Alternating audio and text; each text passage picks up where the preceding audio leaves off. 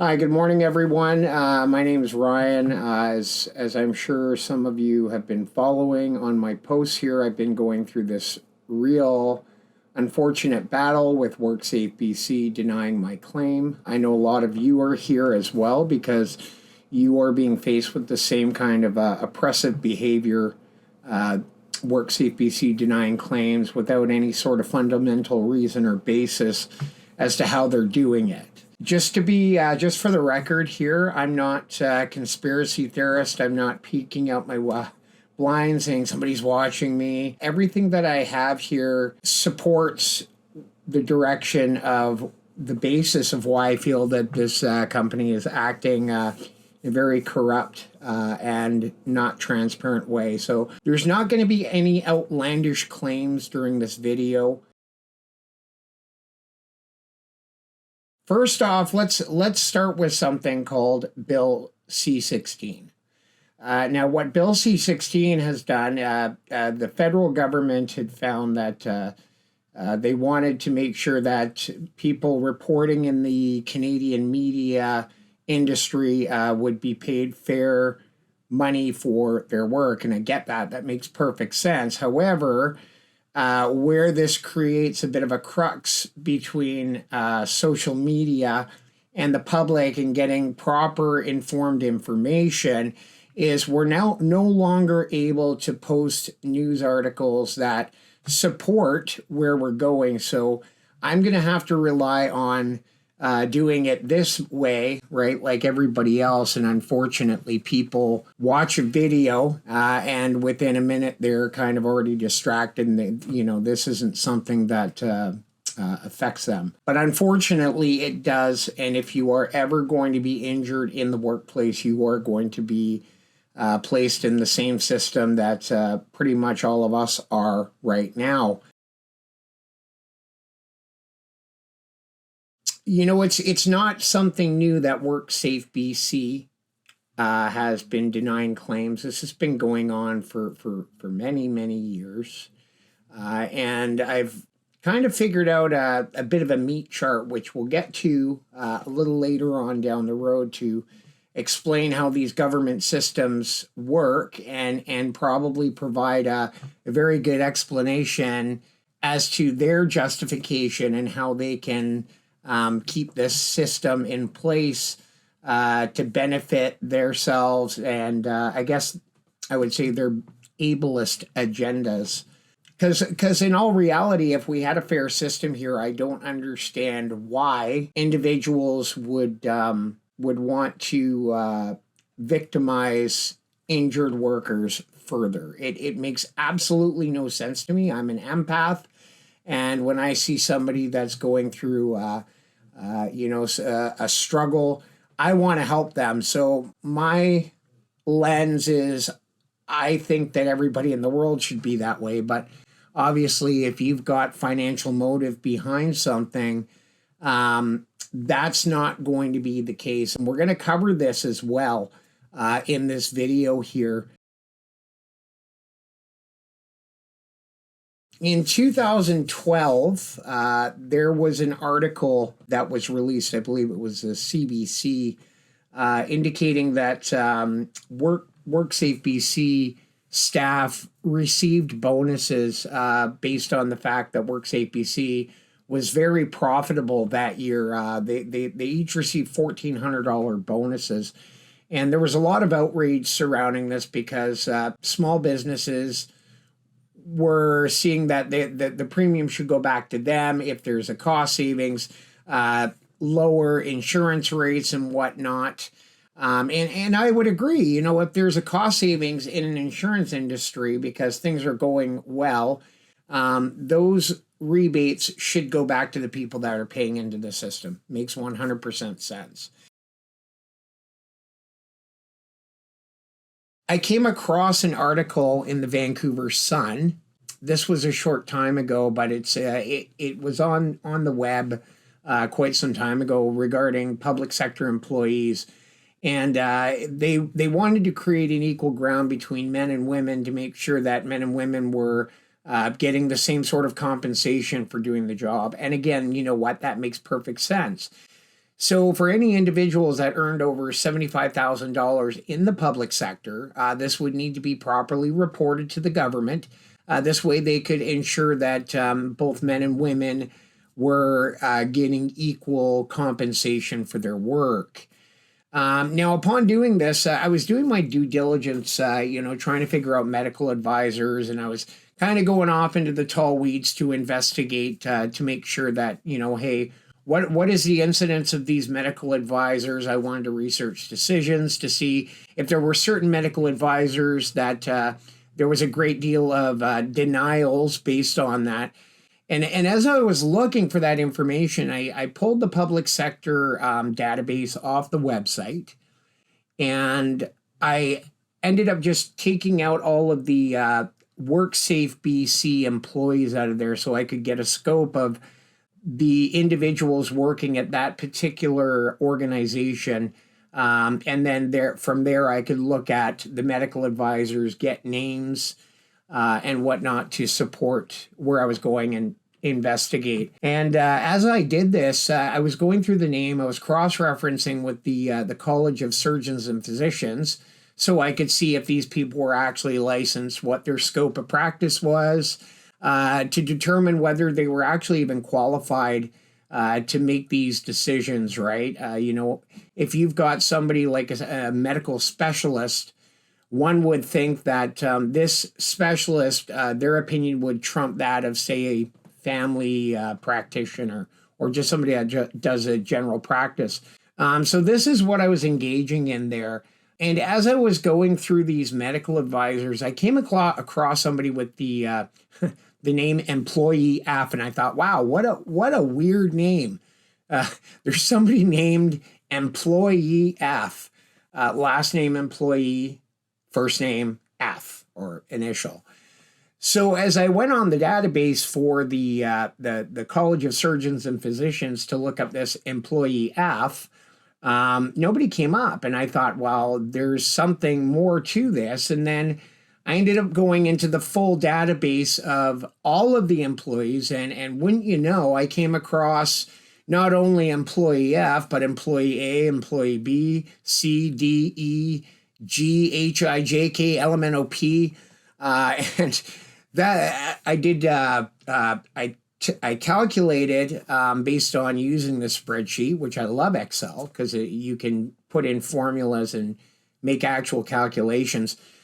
Came across over $2.1 million for that these employees had earned. And again, there needs to be transparency with the government and what they're reporting.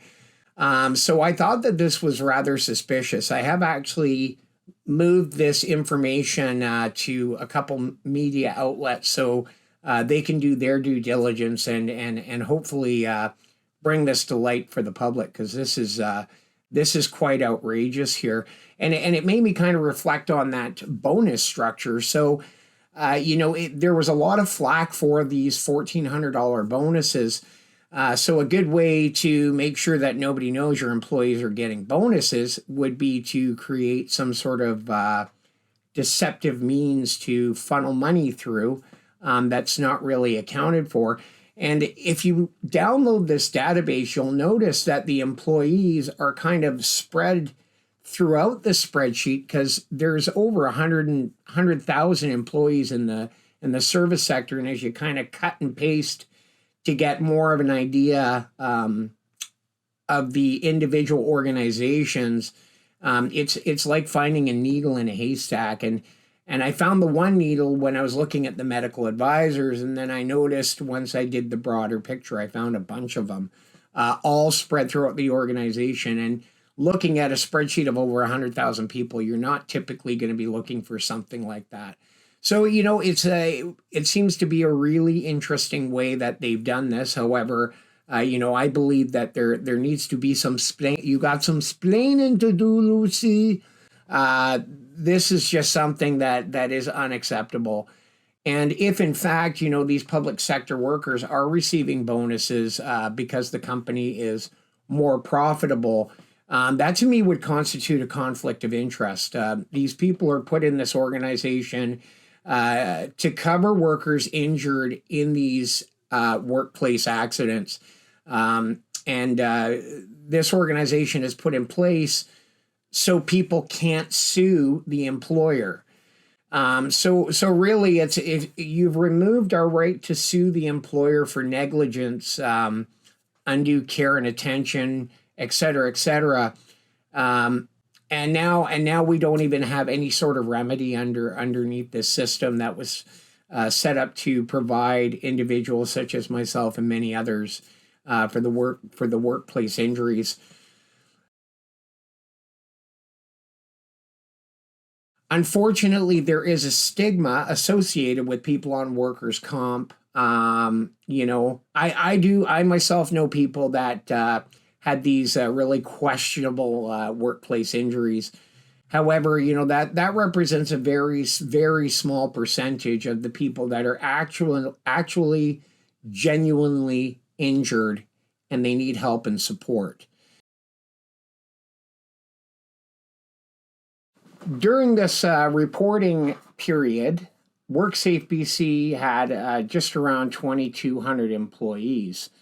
Out of these 2,200 employees, there were 700 positions, which were doctors, executives, managers, and they're all kind of outside of the umbrella, which would leave roughly 1,500 employees that are not in a management position. And if you were to take $2.1 million and divide it by 1,500 employees, the magic number you would come up with is $1,400.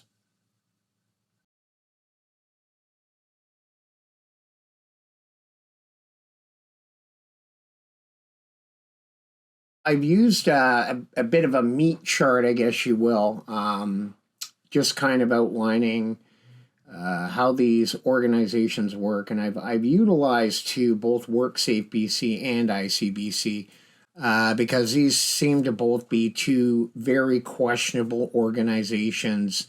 One, Worksafe BC, with their claim denial and their tribunal processes, which ironically is the same way that ICBC has pulled these cases out of the actual judicial system.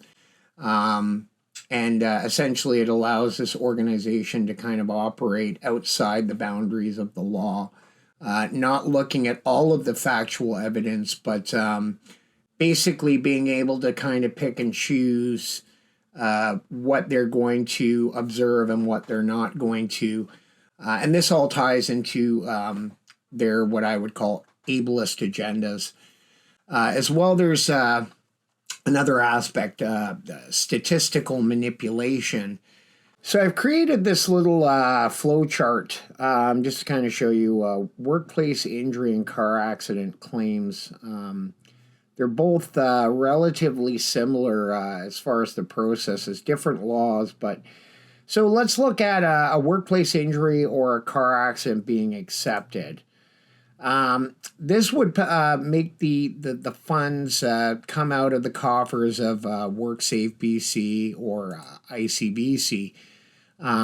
What happens in this case is cost to the insurer goes to the insurer for medical, wage loss, etc. It increases the statistical loss based on the numbers that they're providing, time loss from accidents, unsafe conditions, etc. It doesn't make it look too good if there is an increased amount of activities or losses associated with this. Makes it look like the organization's not doing their job. And then what this results in higher premiums to the end user, the businesses, the people that are getting their vehicles insured, etc. And with this as well, with the money coming out of these companies or these corporations' bank accounts, there's less funds available for the government to siphon out. Now, in the event that a workplace injury or a car accident, the claim is denied, the cost will be shifted over to Health Insurance BC or our MSP system as we know it. And with that happening, what would happen with WorkSafe BC and ICBC is they're going to defer the costs over to the MSP system, okay? And this is going to show a decrease in statistical loss, such as time loss, incidents, unsafe conditions, etc. So it's going to make it look like, WorkSafe BC is doing a bang-on job keeping the cost of claims down. Workplace incidents are going to drop. It's a much safer place to go. And this is going to stabilize the premiums to the end user. So your government's going to say, we're going to keep WorkSafe BC premiums frozen, or your individual auto insurance premiums frozen as a result of being able to shift these costs over to the MSP system. And thus, it's going to make more funds available for the government to siphon out of these organizations. With the cost being transferred or deferred over to the MSP system, there's going to be higher costs associated with the program.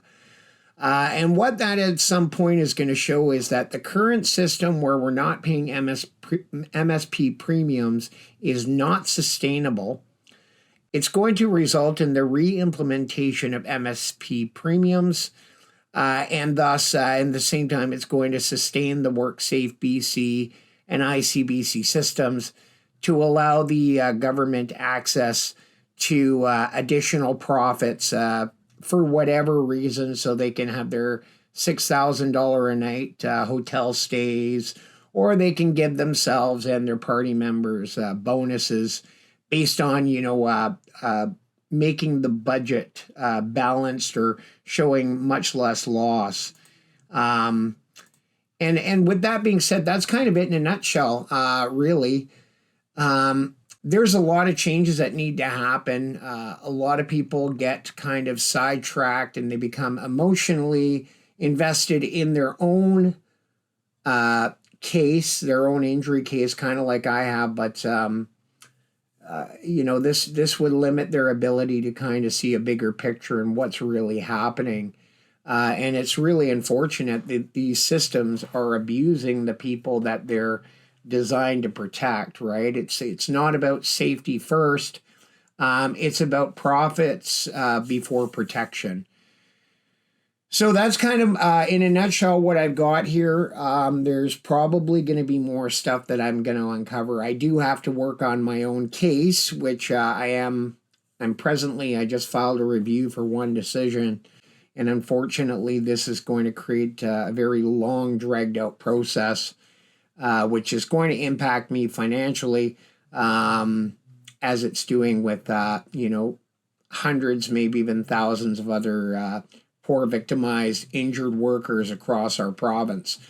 Our government needs to be held accountable. We need a public inquiry to basically audit and rip apart these companies to see where this corruption and funneling's happening, because at the end of the day, this system is supposed to be protecting you. And if you have been removed, if you've had your right to pursue litigation against a company for their negligence, then realistically, you should be afforded the alternative that they said that we have, such as WorkSafe BC. I'm Ryan Morris. Thanks for watching. I hope I was able to keep everybody. But yeah, I'll be back. I'll be back soon. Have a good day.